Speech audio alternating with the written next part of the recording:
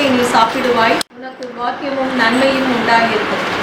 உன் மனைவி உன் வீட்டோரங்களில் கனி தரும் திராட்சை கொடியைப் போல் இருப்பாள். உன் பிள்ளைகள் உன் பந்தியை சுற்றிலும் ஒலிவ மர கன்றுகளைப் போல் இருப்பார்கள்.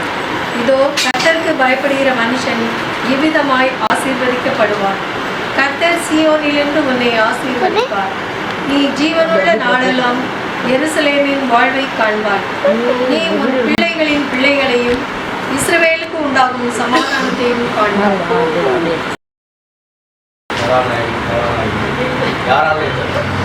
கடந்து வந்த பாதைகளை கூட முக்கியமான குறிப்பு. கண்டிப்பா மனசுல நீங்காத நினைவுகள் இருக்குங்களா?